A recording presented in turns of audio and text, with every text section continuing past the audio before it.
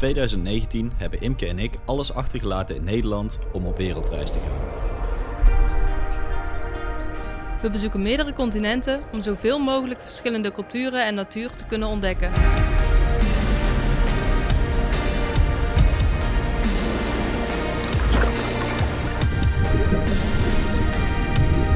We hebben de allermooiste en leukste beelden gebundeld in deze reisafleveringen. Op deze manier kunnen wij jullie meenemen op reis en hebben wij onze herinneringen vereeuwigd.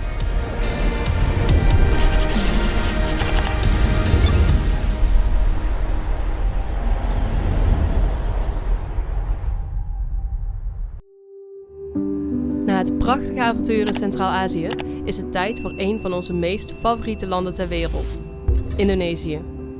We zijn hier de afgelopen jaren regelmatig geweest en het voelt voor ons echt als een tweede thuis. In Bali heerlijk chillen en scootertje rijden en uiteraard het heerlijke eten. En in Flores hebben we schitterende mantaroggen gespot en op paradijselijke eilandjes geslapen. En in Sulawesi hebben we met walvishaaien gezwommen, wat echt onvergetelijk was. En in datzelfde jaar hebben we ook nog eens wilde orang-oetangs gezien in Sumatra. Het kan niet op. Indonesië is een fantastisch land. En dit keer starten we in Jakarta. Het bezoek aan Jakarta heeft een persoonlijk achtergrondverhaal. Lang verhaal kort, dit is het huis waar een deel van mijn familie gewoond heeft. Mijn vader is hier in 1951 geboren en hij woonde hier met mijn opa, oma en mijn tantes en ooms tot hij 6 jaar was. Grappig momentje, ik kon het niet laten om een foto die meer dan 60 jaar geleden is genomen in de deurpost na te maken.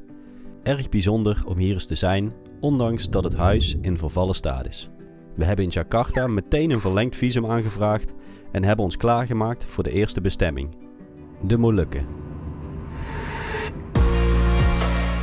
De Molukken hebben een rijke handelstraditie. Specerijen zoals kruidnagel en nootmuskaat waren er destijds in overvloed. De Molukken bestaan uit duizenden eilanden, waarvan meer dan de helft onbewoond zijn.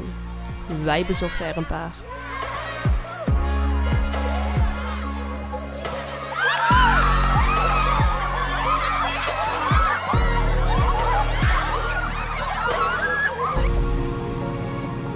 De eerste stop was op de Banda-eilanden, waar Imke haar duikbrevet ging halen.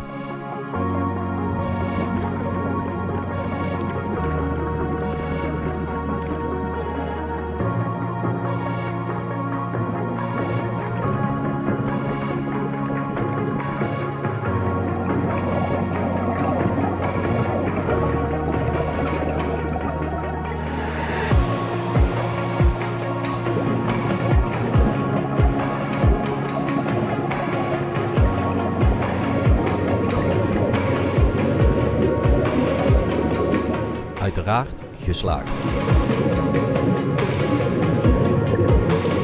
Tijdens een van onze tripjes zagen we een grote school dolfijnen. Dat is altijd super tof om te zien. Jump! Jump, baby! Jump! Come on!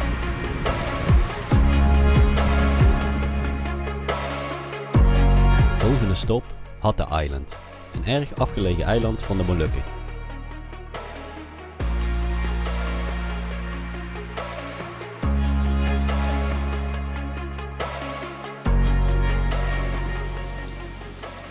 Dit is onze badkamer. De douche is rechtsonder. Een emmer met een schepje. De wc is uiteraard links. Met het emmertje in het midden. En vanuit de wc gaan we even op slot doen. Nu gaan we naar onze slaapkamer met het bed met de klamboe uiteraard, want dat is wel nodig hier. En het is een hele geheime kamer. Tafeltje. Een tweede bed waar we onze spullen op kunnen gooien. Tussen 6 uur en 11 uur 's avonds hebben we stroom, dus dan kunnen we nog wat dingetjes opladen. En er zitten nog wat ramen in. En alles is eigenlijk open. Dus we zitten hier in de kamer naast wat andere mensen. En ja, alles is open, dus je hoort letterlijk elk scheetje van iedereen. Dus dat is wel grappig. Of ja, grappig. Nou, ik zie dat er wat op het lens zit. Dan gaan we naar buiten. Als we 's morgens wakker worden, dan zien we dit. We hebben nu de was hangen.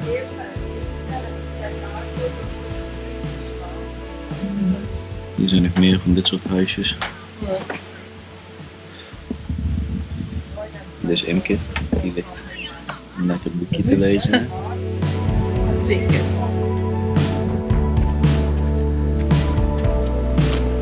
We vinden het heerlijk om weer op een mooi eilandje te zijn. Met de zee, 's morgens wakker worden en dan lekker snorkelen. Relaxte sfeer. Allemaal hutjes. Oh, het gaat regenen voel ik. We zitten nog steeds in de overgangsfase. Van het regenseizoen naar het droogseizoen. Dat zie je aan de wolken. En ik voel het druppelen. Dus ik ga snel naar binnen, want dat gaat heel hard dadelijk. Oh, nu gaat het los. Dory. Yes. Net op tijd. En zo kan het weer omslaan. Nu regent het dus. Heel hard. Zoals je hoort.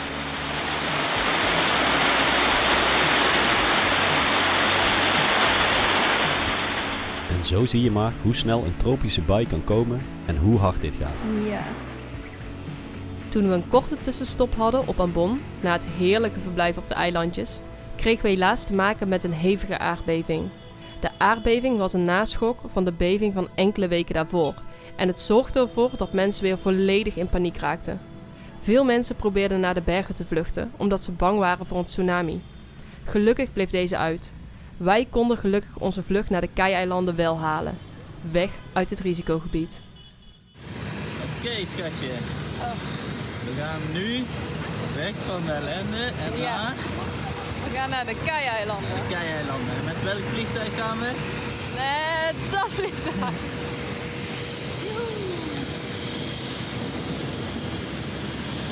Oké, dat was het voor deze Ja. aflevering. Zeg maar doei. Doei. En tot op weer een prachtig eilandje. Dan zien we jullie weer terug. En daar zijn onze rugzakken. En eenmaal aangekomen op de Kei-eilanden konden we weer ontspannen. En hoe?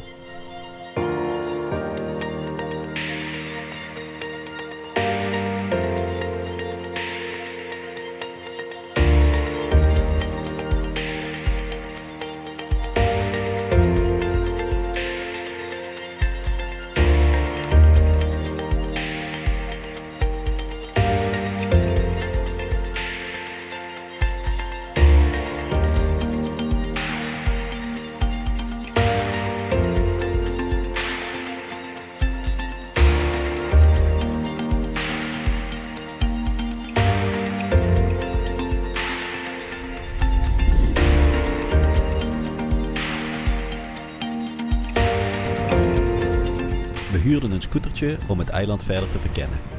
En dan zijn we op ons best. Pure vrijheid.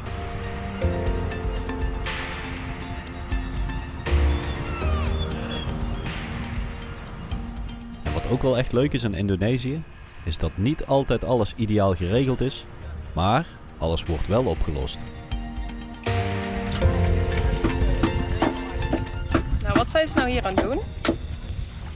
We moeten hier om het eiland rond te kunnen rijden, moeten we hier een oversteek maken. Maar daar zie je een brug en die is zo oud dat mensen daar niet meer met scooter overheen rijden. Dus hebben ze gewoon een lokaal vissersbootje als spotje gebruikt. En daar gaan gewoon de scooters in en de mensen in en die brengen ze dan gewoon naar de overkant.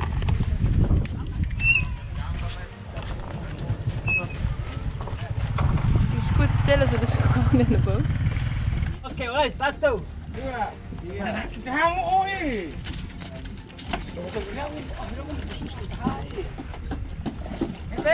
Akan Yes. kapisi mehe mamsuan. Dua ko na si. Dukung asal lek. Belanda.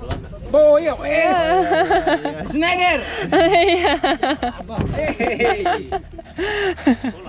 Hola. Ini fans Ajax. Ah, goed. me too. Yes. Het is goed dat je rijdt op het water.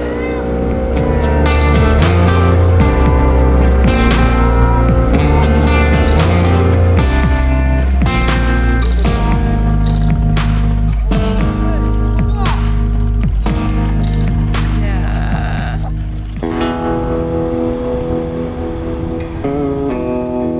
Hier gaan we op zoek naar hele mooie strandjes. Ja.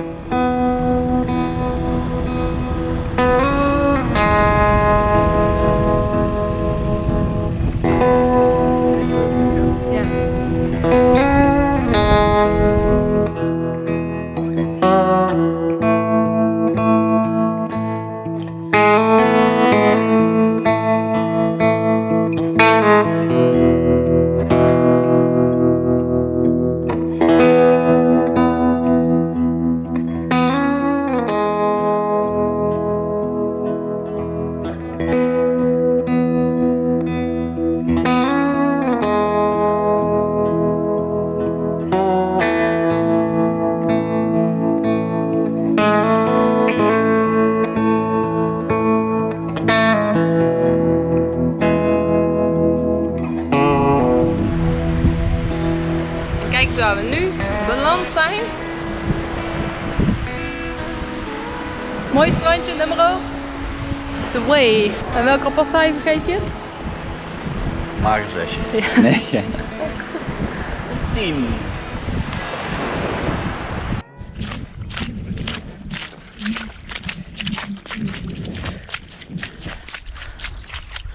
Wat zijn we aan het doen? Op zoek naar aboriginal tekeningen.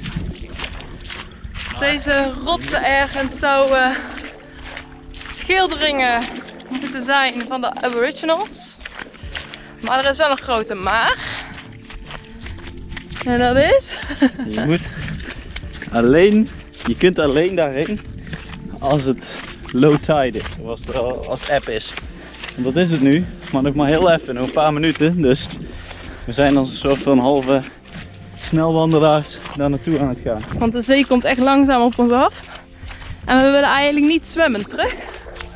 Nee. Dus lekker door de modder banjeren. Nou, je moest dus echt een verrekijker hebben om de minuscule tekeningen te kunnen zien. Niet echt fantastisch, maar goed, het was wel gezellig.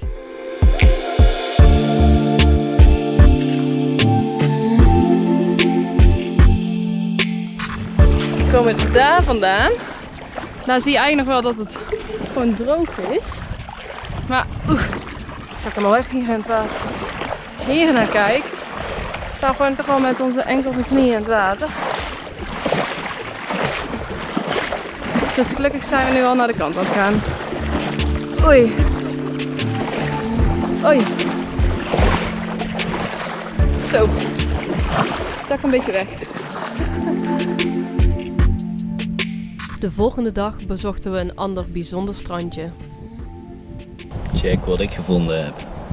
Wow. We zijn nu op Snake Island. En ik zag het gebeuren. En hier ligt veel koraal, dus let op waar je loopt. Dit heet Snake Island. Niet omdat hier heel veel slangen zitten, gelukkig. Maar omdat het tijdens eb ontstaat dit eilandje eigenlijk. Althans dit gedeelte. In de vorm van een slang. Vandaar Snake Island. En ze hebben hier ook hele mooie schildpadden, zoals je ziet. Ja, het was een prachtig eilandje. We hebben er zo van genoten dat we nu een beetje te laat teruggaan. Want als je hier dus kijkt, is al een deel van de zandbank ondergelopen. Best wel een groot deel. Dus hopelijk kunnen we nog helemaal teruglopen naar het bootje, want die ligt helemaal achterin. En ook dit hebben we uiteindelijk overleefd, dus het valt allemaal wel mee. Nou, op naar de volgende bestemming. Een van de absolute hoogtepunten van onze reis. We vliegen via Ambon naar Makassar om naar Sorong te gaan. Onze bestemming is Raja Ampat in West-Papua, een van de lastigste plekken op aarde om te bereiken. Na een tocht van 3 dagen met vliegtuigen, bussen en boten kom je in een compleet andere wereld terecht. Een waar paradijs. Dit is de hemel.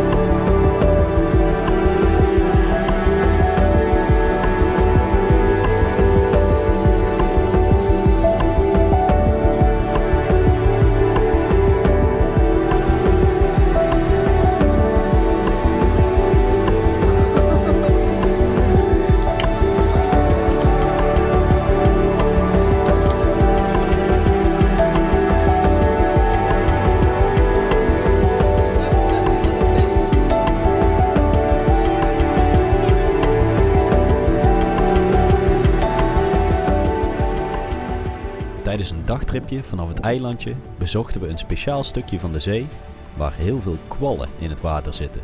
Gelukkig prikt deze soort niet, dus je kunt ertussen zwemmen. Maar wel een beetje raar hoor.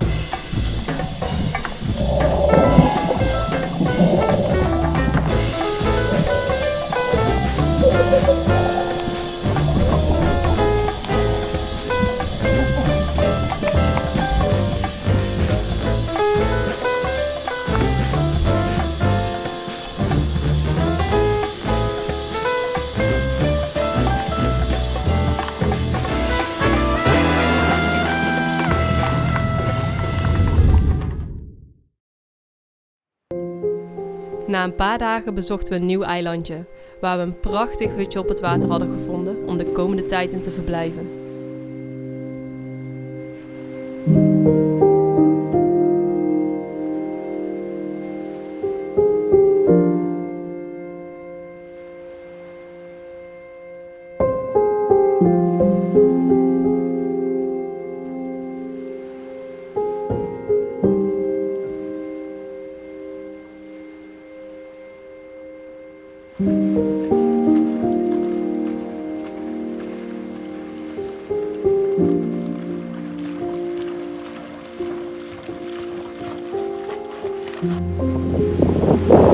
Even bij ons huisje kijken.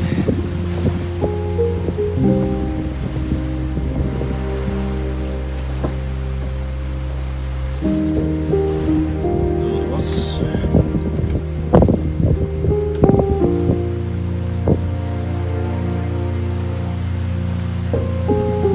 Dat is ook prima uitzicht.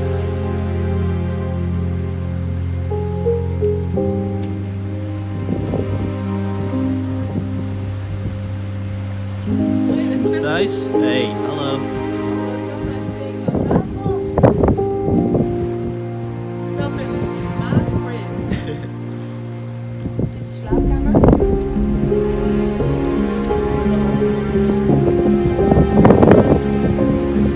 Dit is de achtertuin. Hier zwemmen haaien regelmatig. Dat is echt leuk altijd. Nu niet. De avond is hier gewoon een sprookje.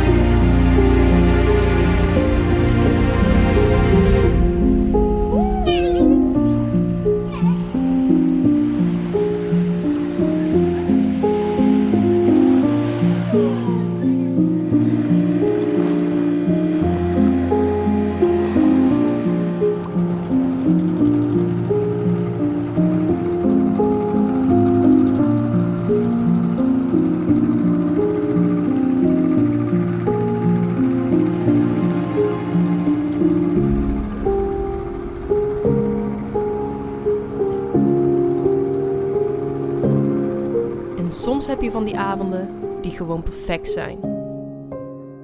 Hoi hoi! Ja, we wilden toch nog even ook persoonlijk vertellen hoe het was gegaan. Want gisteravond zaten wij hier op dit mooie plekje. Naast die schelpjes. Te genieten van dit prachtige uitzicht. Dit is zonsondergang.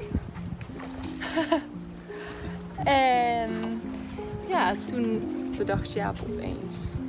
Dat vind ik wel een mooi momentje. Ja. Om mij ten huwelijk te vragen. Dus toen zei hij opeens, ik ga heel even date pakken, dus muggenspul. Toen liep hij naar binnen en toen was hij lang aan het rommelen en ik dacht, het duurt lang, maar ja, dat gebeurt wel eens vaker, dus dat vond ik niet heel raar. En toen kwam hij terug en toen zei hij hele diepe woordjes. En nu? En toen? En toen, daar heb ik de verkeerde hand, want dan moet ik even wisselen. Kreeg ik deze mooie ring om mijn vinger geschoven nadat ik ja zei.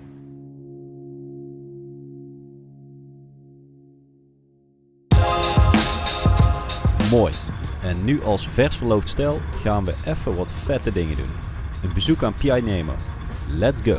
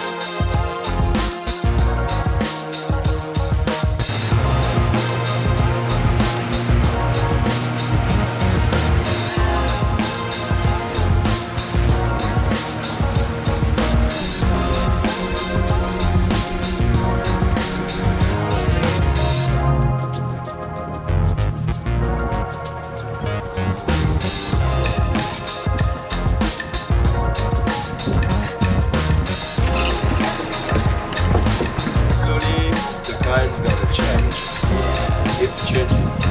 What they call the banana. Otherwise, we're gonna just weave all the way to the other side.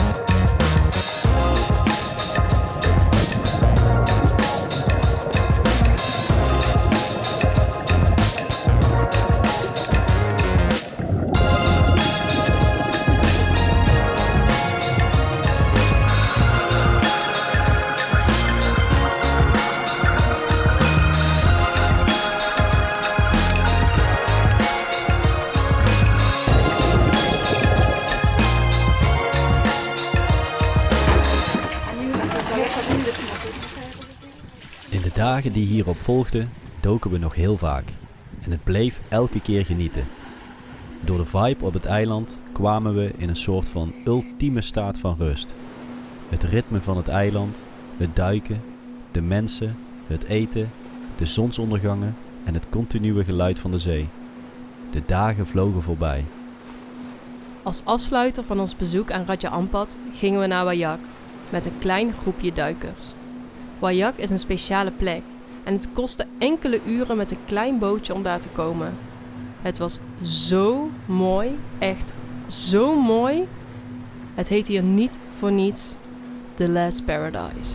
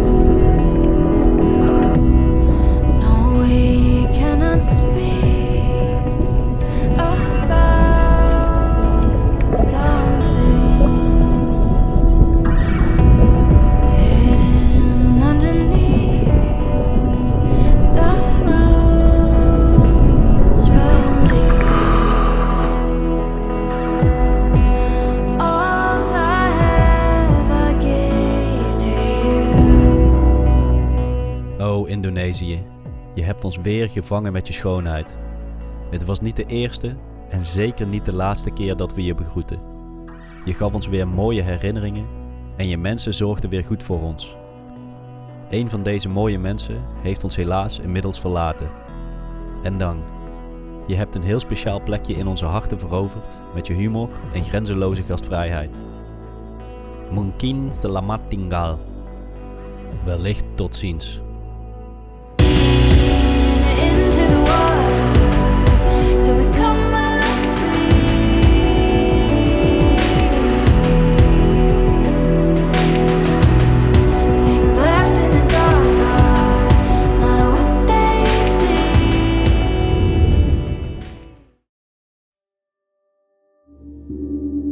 De volgende keer terug naar de bewoonde wereld, Maleisië en Singapore.